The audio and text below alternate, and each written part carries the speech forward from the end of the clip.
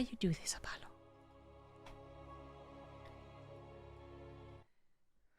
He's watching the, we got tile put in the bathroom.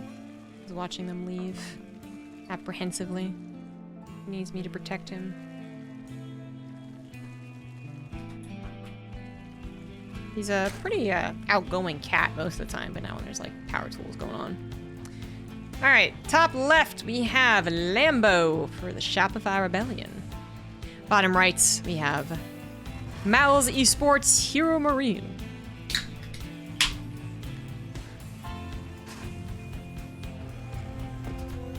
Pretty cool guy, wins a lot of these cups.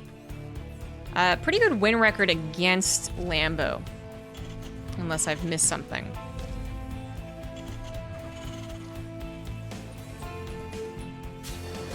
And just to double check that, I am going to Ligulac.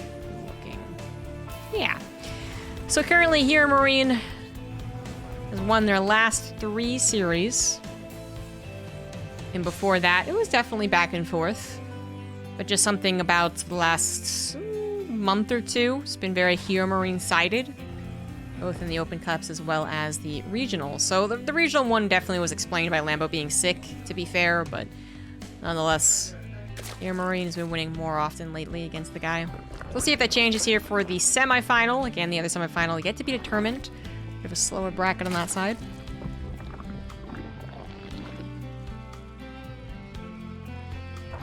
Another TvZ. I do believe this will be a little bit different, not just in the...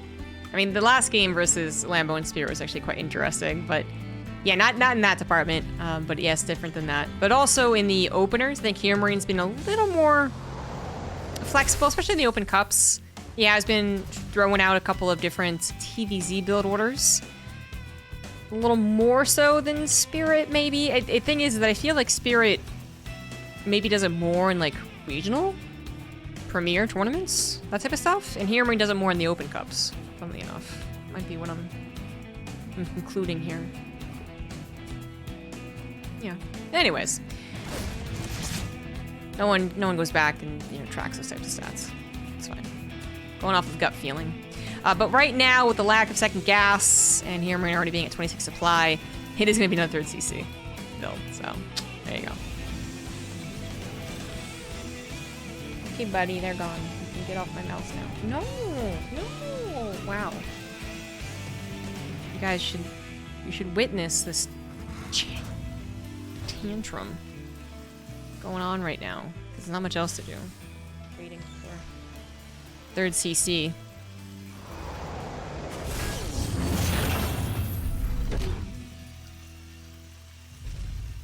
Look at this.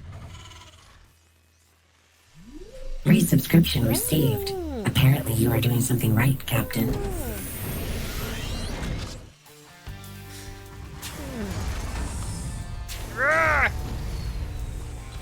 Move!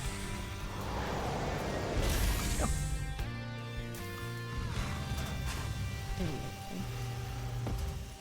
So, thank you Haplo and Dogs for the 34-month resub. Hope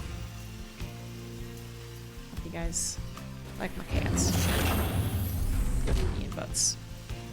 So, yeah, Haplo and Dogs for the 34 months. HeRoMaRinE Mondays. He has won over 50 of these Open Cups. Pretty impressive. Did I crack open a cold one? I cracked open a cold one of Monster Energy.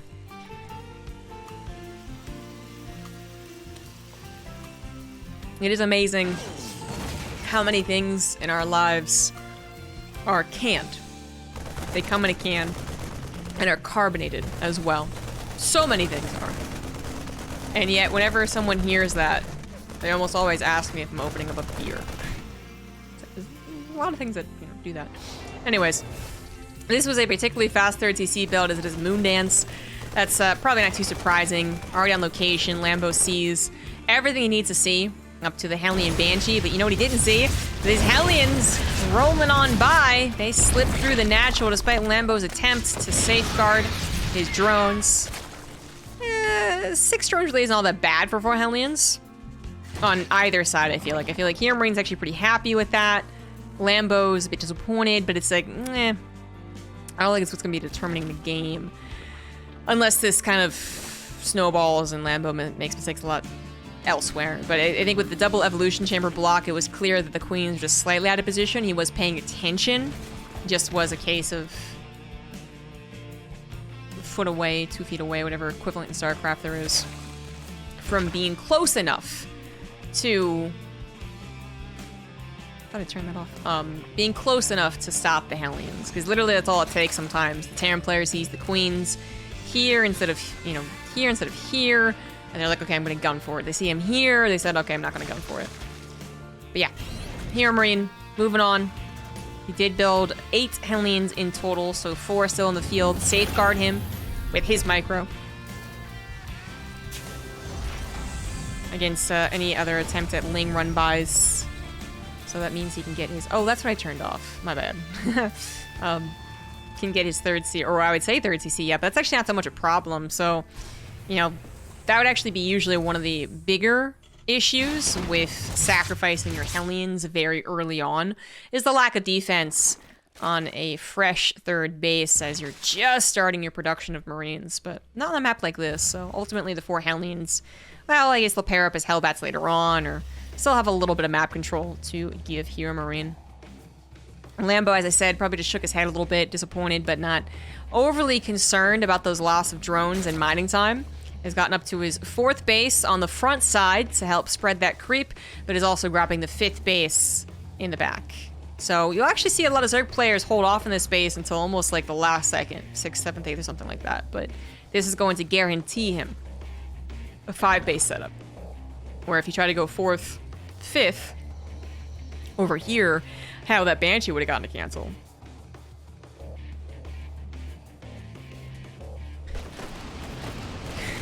All attention belongs to the cat.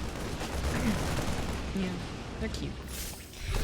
Double Drop's gonna start clearing up the creep that was placed down for Lambo, which was starting to get good, and now is not good again. There's only 2 queens. Might take a little while to be good again. Of course, more queens are available, was I thinking? 8 queens in total. Yep, that's a pretty good number. 4th base moving on out for HeRoMaRinE already. They're around the 7:30 mark. I'm excited for Atlanta. I can't wait for Neve to win the whole thing. Not really all that crazy of a guess. Oh, since he did so well in Valencia.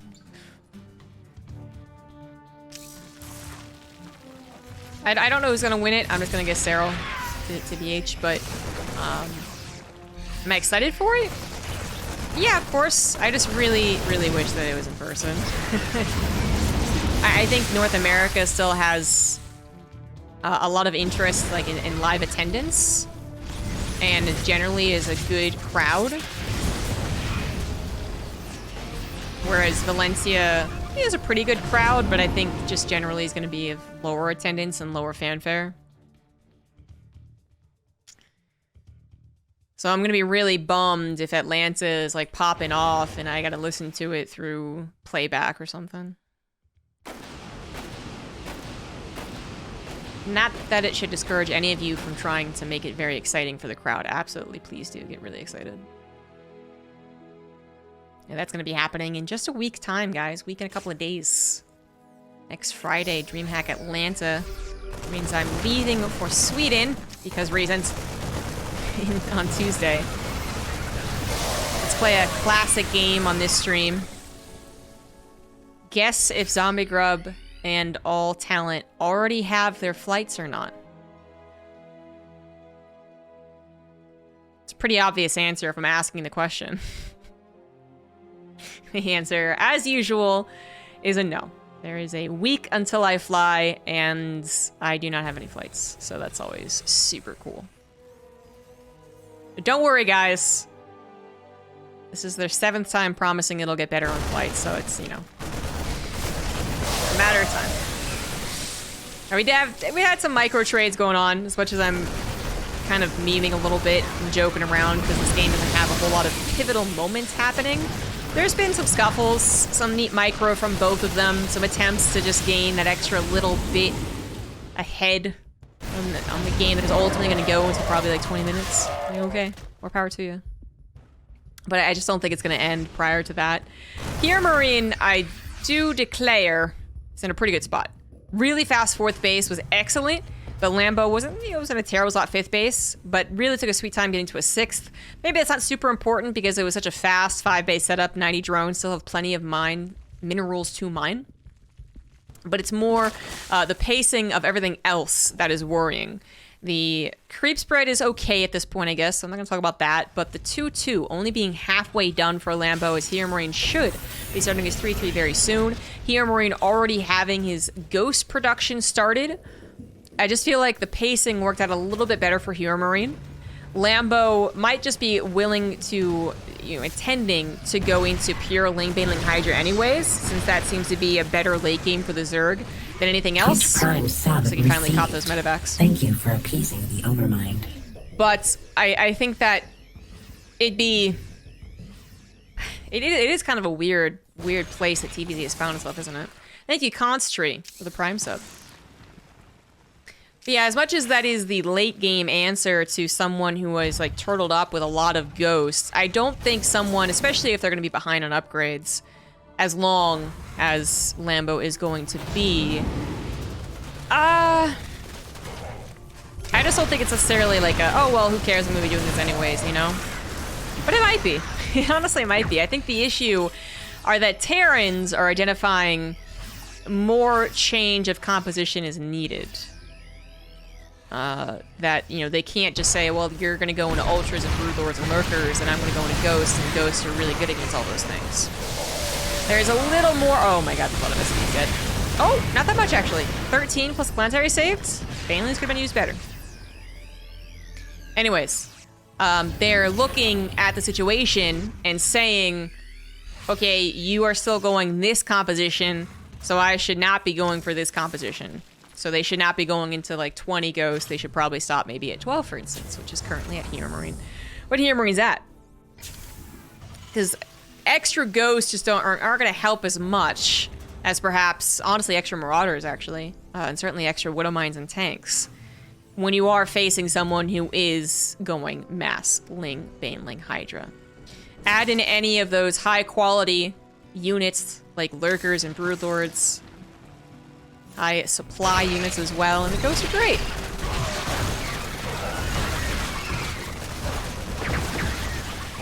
Well, that Planetary is a goner. Just a guarantee. Still going to be a very costly investment there from Lambo, but he grabs 2 Planetaries. Maybe a couple of those ghosts. Oh, literally 1. Okay, so not too bad. That looks devastating, but really when you account for how much Lambo threw there, it's not bad. It is not bad at all for HeRoMaRinE. He didn't make any other major mistakes, like let 60 SCVs die for no good reason, or a lot of his ghosts die for no good reason. There's 3 things there that could have died all together, and that would have been game over. Instead, only 1 thing died: the Planetaries. Okay, we'll live. We'll move on. Will I cast with Loco? Well, we all, shuffle through co-casters, so maybe. Probably. This follow-up attack has a little bit of bites because HeRoMaRiNE's army wasn't correctly positioned. It looks like he had misrallied in the main at some point, so it only now just got brought down. Orbital command is not going to be saved. Not enough SCVs there for the repair.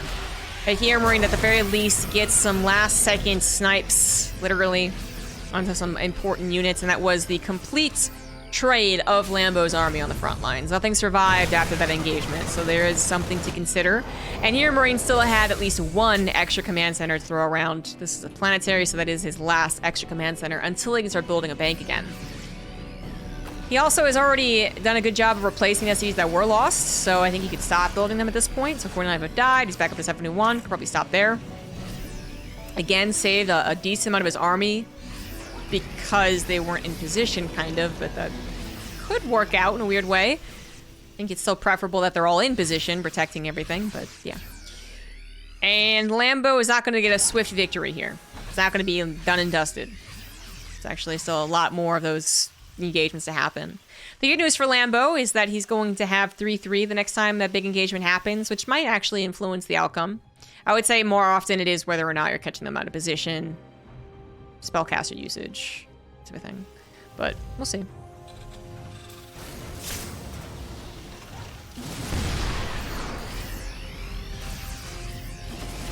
I said he'd have 3-3, but he's actually just gonna have 3 Carapace. Oh, that Blinding Cloud is brutal! Marauders trying to push forward to eventually get to do so. So that actually wasn't as brutal as a Blinding Cloud as I was expecting. Thing is, they were kind of like they were Sim-City'd in, and the Lings were holding them in the Blinding Cloud, so I thought that'd be a bigger issue, but a lot of Marauders lived. A lot of the army lived for HeRoMaRinE, so yet again, a command center fell, but only 6 SCVs and not a whole lot of army, and HeRoMaRinE was waiting for that exact type of engagement to happen. He strikes back immediately, knowing that Lambo must be at least temporarily out of steam. Over time, his income, being as good as it is, will replace the army, but there is guaranteed a little bit of a clapback, especially with this new base so close to HeRoMaRinE's.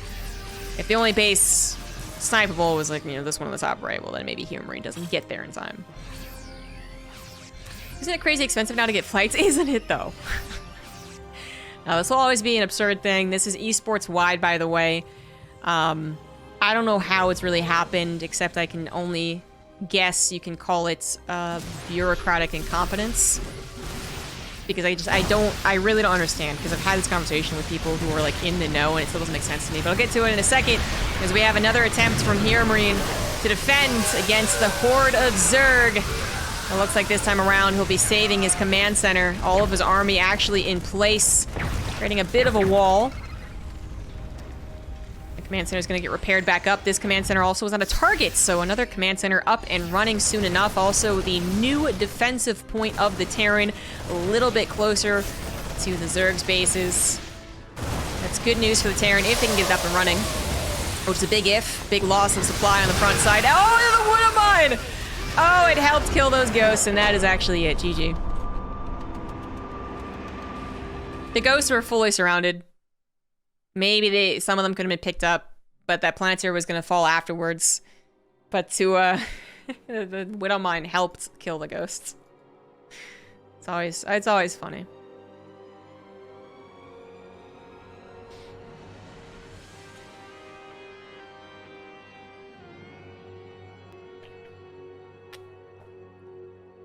But yeah, we literally had this conversation with someone who was like the head of organizing this type of stuff. So obviously there's different departments. It's like this guy was literally in every department, but he had connections everywhere, right? It's like the project manager, basically. And when we were like, doesn't it make a lot more sense to prepare these things in advance, especially if you know what talent's coming? You know? If you know what talent is coming, then why don't you just go ahead and book their flights? And the answer given was a bit of like a scoff and you guys don't understand kind of look. And then saying it's a different budget. Travel is a different budget from, you know, hiring and everything else. And I just remember just being like, but that's still money. I don't understand. It's still money, okay? Even if you allocate $100 million to travel, if you can save $25 million by just like doing things quicker, why wouldn't you? I don't understand. I don't. Bottom left Lambo, top right HeRoMaRinE.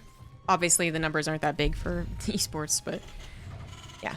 Let's say if you are like, well, we're planning on spend, you know, $25,000 to get everyone to this location. And someone savvy is like, well, if you do it a month or two in advance, you can actually save this much. Unless the retort is, oh, well, there's no way we could plan it that far in advance, which might be some reasons, but not really legitimate ones. If you're not planning something in advance 2 months ahead, how good is the thing, the event that you're putting on? But anyways, then why don't you do it? I can't really wrap my head around the idea that there's no downside. I can't wrap my head around the idea that someone out there isn't being slapped because they took so long that a flight now costs triple the amount of money that it was supposed to. I cannot wrap my head around that, no matter how many people try to tell me, well, business is different. Anyways. So Lambo takes a very good game number 1. HeRoMaRinE got to that late game portion faster, but ultimately did come down to that whole issue I was talking about, where I was kind of figuring it out as I talked. Like, is it a bad thing if, like, it looks like the Terran pacing-wise is in a better position if the Zerg player is just ultimately going to go into Ling Baneling Hydra? And I still feel like there's something that I can't quite explain that still means, like, yes, there is a point where the Terran already being at that stage is better. But if the Zerg player is just on that technology, you know, worse upgrades because that's just the matchup, but has their 6 bases, 90 drones, how is that ever... It definitely doesn't feel as impactful as it once did. I feel like, you know, give it 3 years ago, and the Terran is at that position so much faster than the Zerg player is doing whatever late game they wanted to do. And I feel like we're giving a lot of credit to the Terran. But now it's... Maybe I should change my mind here and just say, like, I'm not sure it matters. Lambo still looked totally fine.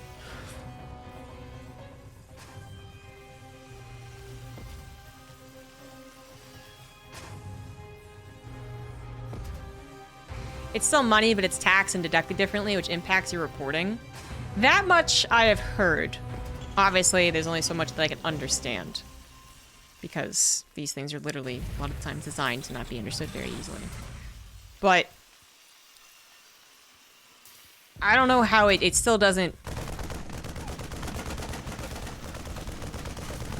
It still doesn't seem like it would be enough. For something to be $1,000 to turn to $3,000, I feel like you have to be, like, a very... I don't know. Maybe savvy? If you told me that out there in the business world, $3,000 can be a better number to hear for a business than $1,000 on the cost-wise, then I guess I'd have to ask, like, what is it exactly? Because I guess maybe, like, advertise... No, well... If something could be lower and instead it goes higher, when is that a good thing? If you donate to charity... Or, I mean, obviously you're covering some of it with all of the things you can do as a business, so I understand that it's not necessarily like a $2,000 gap. But there'd still be a gap, wouldn't there? There'd still be some amount of money that was lost that could have been saved. Yes? Even if it's not as much as you would think. I don't know. I don't know.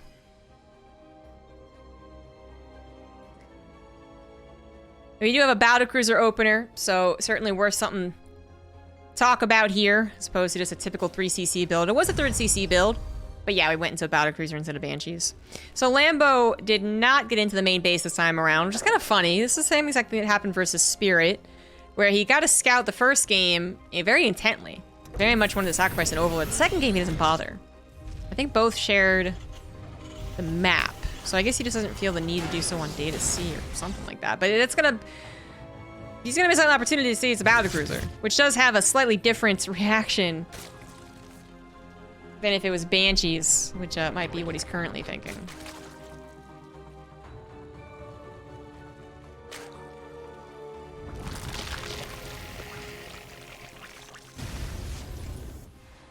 Eight Hellions trying to cover a little bit. Battlecruiser warps in as far back as possible to kind of basically just ensure that they get on top of something important and not on top of a Spore Crawler instantly. But, I mean, look how effective a Battlecruiser is nowadays. Not very effective at all. Lambo had Queens already in the main by looks of things, just to safeguard against maybe a Banshee. Some of the key points of contact or something like that, because something I can guess. They're already here. They're already prepared. As if he knew it was a Battlecruiser build, but... Could he have told this it was a Battlecruiser build just off of the 3rd gas timing? Possibly, actually. Maybe he did know it was Battlecruisers. I don't know. Don't know. Well, 8 drones go down. but this could have been a lot worse for Lambo, particularly in the Hellion department. But oh my god, could have been a lot better for HeRoMaRinE. Oh no, he lost the battle cruiser. Ay, ay, ay. Alright. Hellion's gonna try and find a lineup which could make up for the loss of battle cruisers. Battle cruiser, singular, but did not.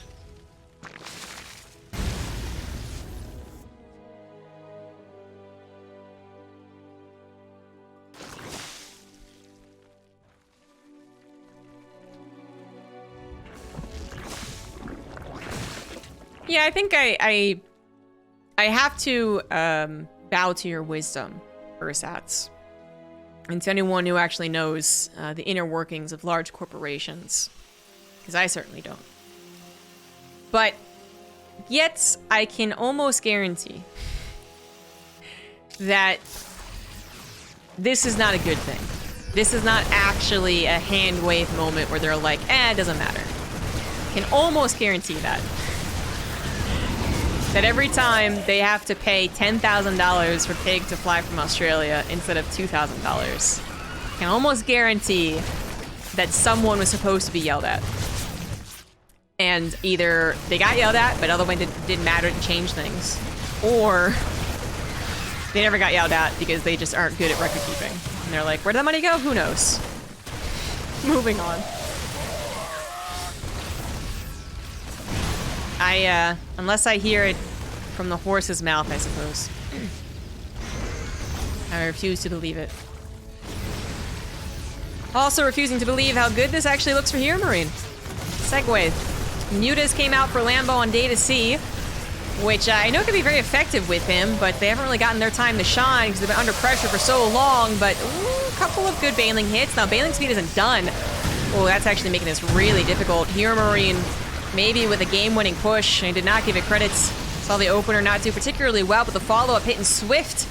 Lambo perhaps making a mistake, getting later difficult hooks. And a couple of Winnemines popping off, helping out. The amount of Marauders, I think, also kind of changing how the dynamic unfolds when it comes to engagements.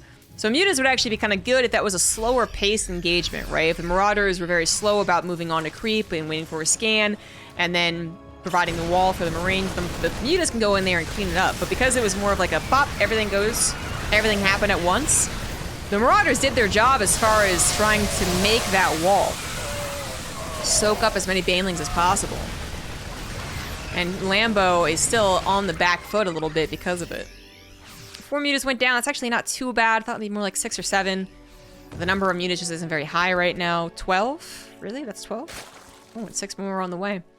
If Lambo can stabilize, which it seems like he might just be doing, I'm still a little worried about the lack of creep spread, for instance, then suddenly 18 Mutas appearing on the other side of the map with +1 will be a headache for HeRoMaRinE, for sure. Just up to this point, that was a question mark. Could they actually do it? Worth noting also that HeRoMaRinE is, there's a reason he has this much bio and this many Marauders already out. He has chosen to go for 8 barracks, but not an 8 racks all in on 3 bases, right? His 4th is already on location of Planetary. No, he went for the mass bio style that we have seen Terrans bring out again. So low amount of splash, but a hell of a lot of units. And I'm guessing probably also a faster remax. Not that Winnemines produce slowly, but tanks certainly do.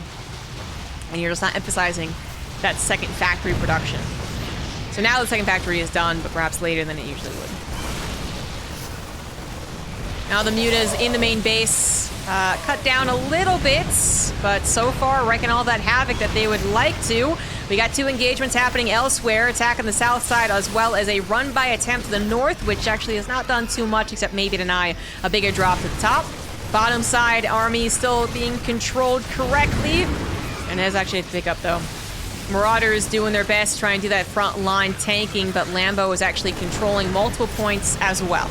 He was controlling the Mutas, successfully getting them out of the way, somewhat successfully, of the main and 3rd base, and then also controlling the Ling Baneling back at home. It would have been all too easy just to go blah and throw everything at the Marauder Marines and then have the Marauders soak everything up. Good catch on the drops trying to retreat home, and now that's less to defend for HeRoMaRinE. His Planetary might just be the reason he holds here. might just be the only reason he holds. Marines desperately running away from the leftover banelings. The SCVs, no, not going to be a target. He wanted to go for those Marines. And he did eventually find those connections. Some last-minute snipes there from HeRoMaRinE might have just saved the life of more SCVs, actually, because all it took for two banelings, sorry, to kill all the Marines, and then 3 more to enter into the SCV field. So managed to mitigate damage to an extent, but HeRoMaRinE has lost a lot of that momentum. But Lambo, only concern here, lack of banelings, which is a pretty big concern. But his muta count back up to 21. Still has some creep crit to work with. Upgrades are currently even. That was the biggest issue, was that he had used all of his banelings in that attack. Now we got Big Daddy Thor adding a lot to the engagements, right? The mutas can no longer bulk up and try and take out individual units like they would used to. And it also might soak up a couple of key units. HeRoMaRinE's gonna pop off and help out that splash. Now it's only 15 mutas. But is the bio army big enough? Yes, indeed, it absolutely is. Reinforcements coming in as well at a really rapid pace. With 8 barracks done. +3 attack is finally going to finish for HeRoMaRinE as well. And Lambo already had more of an opportunity than he did. HeRoMaRinE is now comfortable on 5 bases. His 5th turning into a planetary. His 6th command center on the way. Lambo kind of put everything into that back and forth. Everything meaning, of course, all of his bank. So, all of his focus as well. So not any creep spread elsewhere on the map currently is a real bad sign. Again, all of his focus went into that. And then no technological advancements. We don't have a hive on the way. We don't even have an infestation pit. And of course, no more upgrades.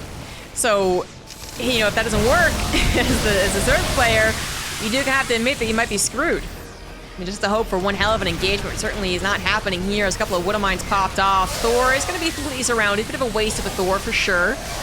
But is this going to be worth it? I guess the Lings are literally finding things that they're basically good at. Their numbers are large enough. They're finding the Thor, they're finding the Marauders, they got the full surrounds, and it worked out kind of well. So, okay. Alright, Lambo was pretty correct on that point.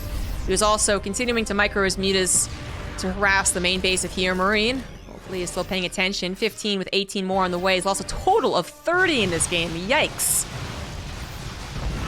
Yikes, yikes, yikes. But they still have an important role to play.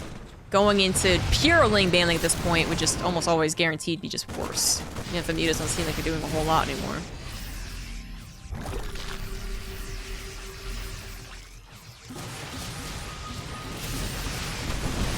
The lack of creep spread to the south side is what's going to make this so difficult for Lambo. That and the 20 supply deficit. Oh, the Widow Mine plus a Thor shot, injuring a lot of those mutas, but it looks like it'll be enough this time around. HeRoMaRinE forced to disengage prior to his planetary actually being done. So maybe a moment here for Lambo as he finds some Marines.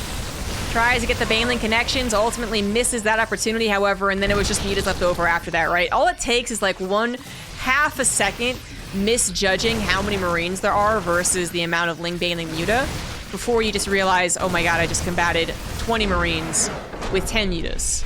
And obviously no one is going to take that trade, but it's kind of, it takes that moment to recognize, oh shit, that's actually a lot of Marines, because they're all over the place, they're splitting, they're reinforcing, whatever, and well, that's kind of what happened at the last second there, but Lambo was in a losing position regardless.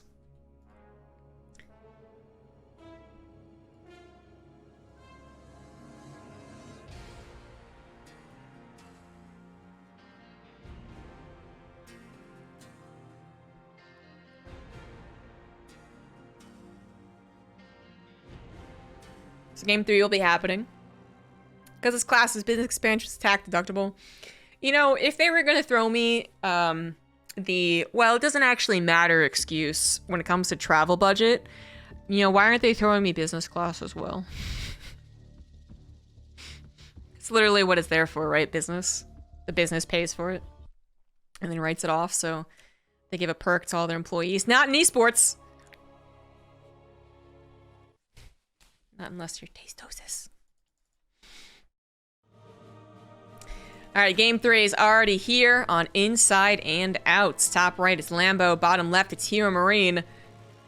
And after his battlecruiser opener seemed to basically fail, did a little damage, but then the battlecruiser died, and I'm like, eh. Follow-up, 8 racks. Mass bio style really worked out I think the timing of the amount of units and the type of units might have caught Lambo really by surprise. So the first engagement was going to be bad no matter what because Lambo was late to his Baneling speed. I believe that was just a mistake. A very costly mistake. But then also it might have been a little more difficult just because the mental aspect of like, how do I take this engagement differs when it's that type of army versus 16 Marines and 4 Water Mines.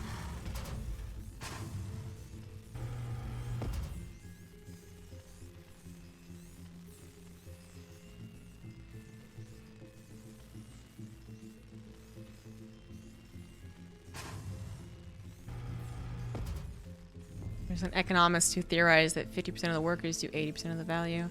That doesn't surprise me. I actually thought that'd be a bigger difference. Yeah, big companies. They're crazy. They're crazy. One thing I certainly understand, and I do believe is the root cause of this is the kind of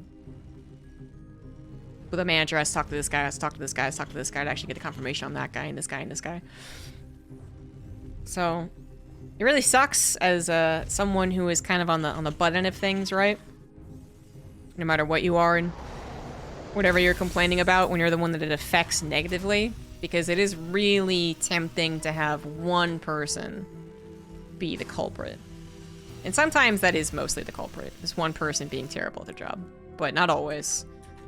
So you just kind of try and make something happen to fix whatever it is, but it's kind of like a loose collection of ideas to a bunch of people that all have different parts of the problem, and nothing ever gets fixed. But anyways, I just find it amusing. Fortunately, the whole late flights booking has actually not been a problem so much for the individual talent. As far as the fear of like not being able to book the correct seat, for instance. I think mostly I've heard from others and myself, if I recall correctly, it's not been as big of a problem as it sounds. Like the cost definitely goes up for 99% of the times, the longer you wait. But I've always primarily, like, I don't care if they lose $2,000. Unless that shows in the report on how well StarCraft's doing, and then I'll immediately point to the freaking travel budget. But no, like, that doesn't affect me usually. I'm usually scared of being put in the middle seat on a flight that has like 3 layovers, right? Like, that's the worst part. But it's actually not been that bad. I fortunately live near a very, very active hub on the East Coast as well, so Europe flights aren't as bad. And I've been surprised, even with only a week's notice, perhaps even less. I think one event was only 5 days, which we're getting close to. I still was able to pick an aisle seat, which is my preferred seat. Aisle for life. So I'll still make fun of them because I think it's absurd, but it's actually not been too big of a deal so far. But the day that I end up having to choose like Spirit Airlines 5 layovers, 48 hours of travel to Stockholm is the day that I don't do anything because of the previously mentioned bureaucracy bullshit. Sad. Alright, so what do we have in this game? HeRoMaRinE going back to 2-base classic, Hellion Banshee, 2 bases. He is getting a 3rd CC though, so nothing too weird. I mean, I really can't give credit to the last game's Battlecruiser opener. I really felt like it was more to do with the composition. Nice trap of the Queens. Nicely done. But there's something to be said about the way that a Battlecruiser offsets, and oh my god! Can you blame me for thinking there'd be a little more to cast here? It's the first 5 minutes of a TvZ when the Terran goes for a 3rd CC, and I'm supposed to assume it ends? Wow. It would have, though. It absolutely would have. There were no more Lings. So...